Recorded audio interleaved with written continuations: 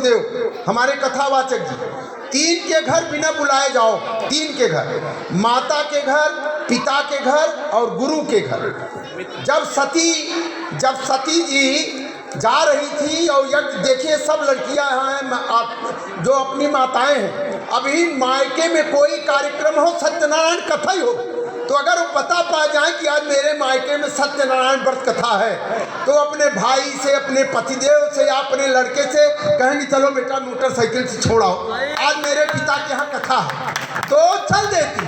लेकिन दक्ष ने सती को न्योता ही नहीं दिया। शंकर जी से बड़ा विरोध था ससुर दामाद में, क्यों गुरुजी यही है।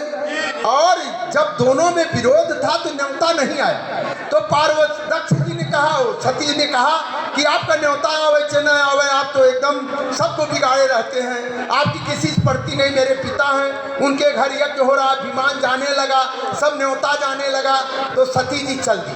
कहा कि अच्छा तू मेरी बात नहीं मानोगी, चलो ठीक है। कोई लड़की जल्दी मानती नहीं, अगर मायके में है मामला, चाहे ससुर से दामाद से झगड़ा ही हुआ, लेकिन बिटिया जाती, तू अपन ससुर दामाद निपटा, हम तो जाती अपने बाबू के घर, अपने पिता के घर। और चल दिया तो कहा इन मानेगी नहीं, लेकिन एक वचन जरूर देंगे। कहा कि सुनो सती, तुम जाओ, लेकिन 3 के घर बिना बुलाए जाना चाहिए, गुरु के घर, माता के घर, पिता के घर। तो उन्होंने कहा मित्र के घर, मित्र के घर 4 जगह, यहाँ बिना बुलाए जाओ, लेकिन वहाँ जाने पर तुमको स्नेह मिले, प्यार मिला, आओ बिटिया। अरे काढ़मात पहुँचा नहीं पहुँचा। वहाँ जब सती गई तो आप जान लीजिए हल्का फुल्का वही मैना, दक्ष की पत्नी वही कुछ बोली हल्का फुल्का। हाँ, प्रसूति थोड़ा बोली, बिटिया आ गई, मारे लाज के मारे, अपने पिता के घर के मारे, वो बिना न्योता की गई बिटिया। लेकिन आप जान लीजिए वहाँ कोई बोला नहीं, सब बहनों का हक लगा था वहाँ यज्ञ मंडप में। कहा मेरी माता जी मेरा हक कहाँ है? कहा तुम्हारा हक कहाँ है, तुम्हें तो न्योता ही नहीं मिला। तो शंकर जी की बात तुम्हें याद आ गई कि अरे वाकई में मेरा बड़ा अपमान हो रहा है, मैं बिना न्योता की आई हूँ और मेरा अपमान भी हो रहा है।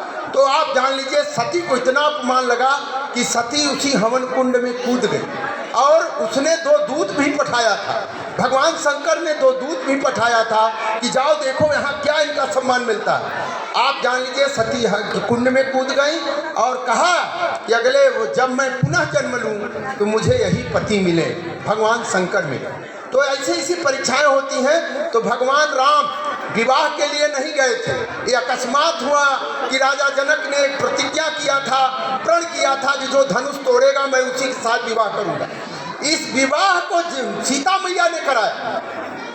गौरी पूजन गई थी, आज भी लड़कियां जाती हैं, सब माताएं जाती हैं, गौरी गणेश की पूजा करती हैं। जो अविवाहित लड़कियां हैं वो पार्वती जी की उपासना करती हैं। एक ही तीज का त्योहार आता है, तीज का सब सज बज कर जाती हैं पार्वती और शंकर की पूजा करना।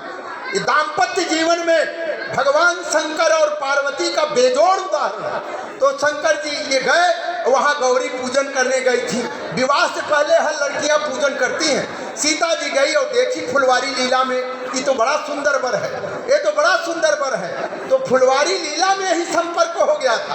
अरे एक सखी बोली कि बड़े सुंदर 2 बालक आए हैं, एक बालक तो अत्यधिक सुंदर है। तो वहीं पर इन लोगों का मिलन हुआ और शंकर जो सीता जी पूजा करके चली जा रही थी, पुनः लौट के गई और गौरी से पूजा, गौरी से कहा कि हे माँ यही वर मुझे मिले। और जिस समय धनुष टूटने को हो रहा था, पार्वती सीता मैया स्वयं गौरी का पूजन करके, क्यों गौरी कौन थी? वो शंकर जी का धनुष था। किसका धनुष था? शंकर जी का धनुष था। गौरी ने, पार्वती जी ने उस धनुष को हल्का किया और सीता और राम का विवाह हो गया है। संक्षिप्त में मैं बताया तो सीता राम का विवाह हो गया। भगवान राम बिना काट के गए थे।